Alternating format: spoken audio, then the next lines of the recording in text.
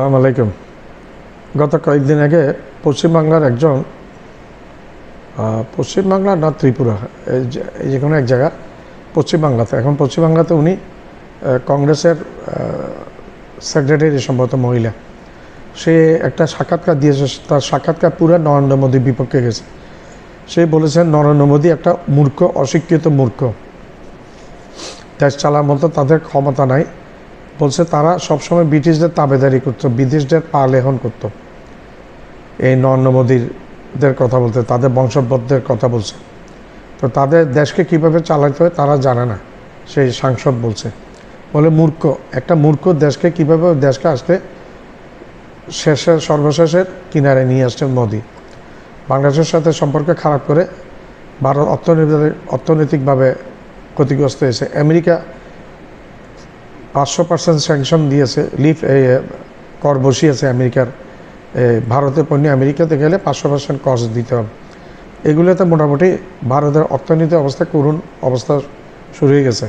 এর মধ্যে বাংলাদেশ কোনো কিছু কিনবে না আমেরিকা থেকে, ভিসা পর্যন্ত দেয় নাই আমেরিকার ভারতের ক্রিকেট বোর্ডের প্রেসিডেন্টকে।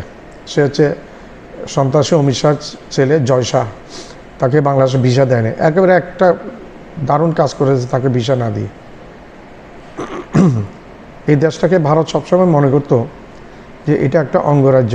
বাংলা স্বাধীন হয়েছে পর্যন্ত 2024 সালে 5ই আগস্ট পর্যন্ত। ডক্টর মোহাম্মদ ইউনূস ক্ষমতায় নেওয়ার পর থেকে, 9 তারিখ ক্ষমতা নেওয়ার পর থেকেই পুরা দৃশ্যপট চেঞ্জ হয়ে গেছে। ভারতকে এখন পাত্তা দিয়ে কথা বলে না বাংলাদেশ।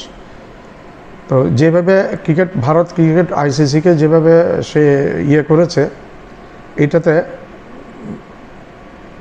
ভারত কম বেশি বুঝতে পারছে এই বাংলাদেশ আর সেই হাসিনা বাংলাদেশ না, অনেক পার্থক্য হয়েছে। এই উভয় দোনো বাংলাদেশের মধ্যে অনেক পার্থক্য। এখন আর হাসিনা যেভাবে কথা শুনতো এখন আর সেভাবে কথা শুনবে না, যে এখন ওই টিট ফর ট্যাট হিসেবে চলবে। তোমরা যা দিবে আমরা তাই ফেরত দিবে তোমাদেরকে।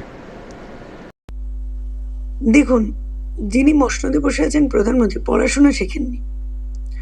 উনি ওই কথাটা ওনার ডিকশনারিতে নেই যে ভারতবর্ষ। দেখুন, এরা তো কখনো স্বাধীনতাতে অংশগ্রহণ করেননি।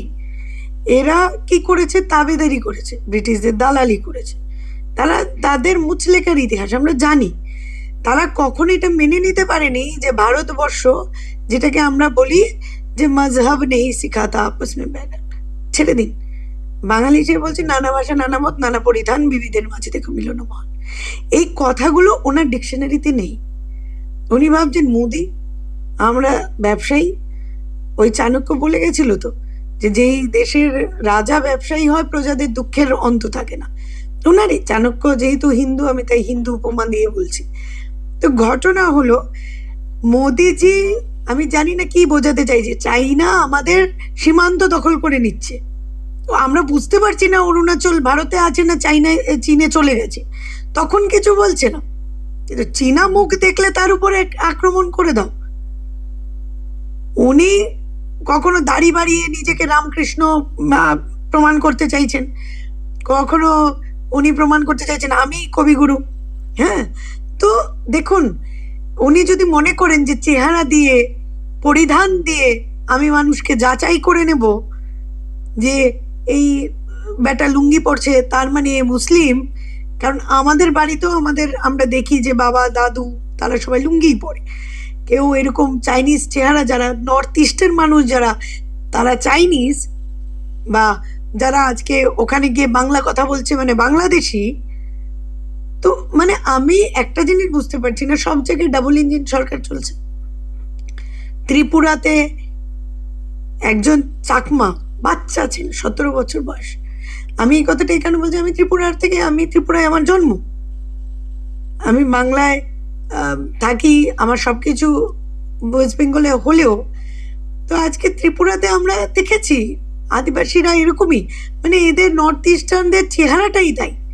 তো আমি তো আর এখন ধরে ধরে প্লাস্টিক সার্জারি করানো হোক, তারপরে দেখবেন ডিটেনশন ক্যাম্পের জায়গায় এখন প্লাস্টিক সার্জারি ক্যাম্প খোলা হচ্ছে, যে ঠিক আছে ওরা চাইনিজের মতো দেখতে, ওদেরকে আগে ভারতীয় চেহারা দিতে হবে, নইলে আমি ভারতীয় নাগরিক মানবো না। তাই হতে চলেছে আমার মনে হচ্ছে। তো ঠিক একইভাবে আজকে এখানের মধ্যে ওরা ঠিক করে দেবে আমি লুঙ্গি পরবো নাকি আমি বাংলা ভাষায় কথা বলবো, না আমাকে হিন্দি ভাষাতেই কথা বলতে হবে।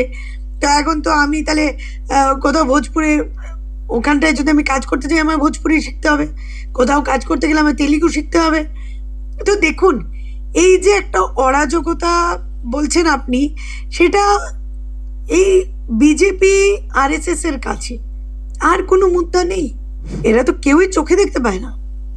এদের বাবা, এদের গুরুদেব যা দেখছে, হ্যাঁ দেখুন, ওরা ওই গান্ধারী চোখ থাকতে লাগিয়ে রেখে দিয়েছে। হ্যাঁ, ওরা যেহেতু, আপনি বুঝতেই পারছেন, তো এখন এরা যখন চোখে দেখতে পায় না, এদের বাবা যা বলছে এরা সেটা শুনছে। যে বাবা যদি বলে যে না ভাই এটাই, যে রোহিঙ্গা 1.5 কোটি, কটা লোক পড়াশোনা করেছে বলুন তো? কটা লোক আপনার নেট খুলে, অ্যাটলিস্ট নেট খুলে, এমনি জানতে হবে না, এখন তো গুগল দাদা আছে, জিজ্ঞেস করেছে কেউ গুগল দাদাকে যে ভাই রোহিঙ্গার সংখ্যা কত, আসলে পরিসংখ্যানটা দেখি, যে সারা বিশ্বে কত রোহিঙ্গা আছে? 1.5 কোটি এলো কোথা থেকে? আছে তো প্রায় 14 লাখ, মানে বা 14 লাখও নয়, 13 লাখ সামথিং। তো সেই জায়গাতে 1.5 কোটি রোহিঙ্গা আমি বলছি, অশিক্ষিত অকিতদার বলছি। তো আপনাকে এই জায়গাটা বুঝতে হবে যে আমি, মানে আক্রমণ করে দাও, আমি রামের নামে ভোট চেয়ে নিচ্ছি, অযোধ্যা আমাদের হারিয়ে দিল, তাই আমার কি হলো, আমার রাগ, রাগ হয়ে আমি কি করলাম, চুরির টাকা দিয়ে যে এত গাড়ি বাড়ি কিনলাম, এই গাড়িগুলোকে পার্কিং করতে হবে, তো তাই আমি 1400 বছরের পুরনো একটা মন্দির ভেঙে দেবো, ভেঙে আরএসএস এর পার্কিং, কার পার্কিং হয়ে গেল। বিজেপি আমাদের সাথে কৌস্তব ছিল, আজকে আমরা ভাবিনি, কখনো তো আমাদের সাথে রাজনীতিটা করেছে, ও গিয়ে একদম মানে উল্টো দিকের একটা দলে ঢুকে গেল।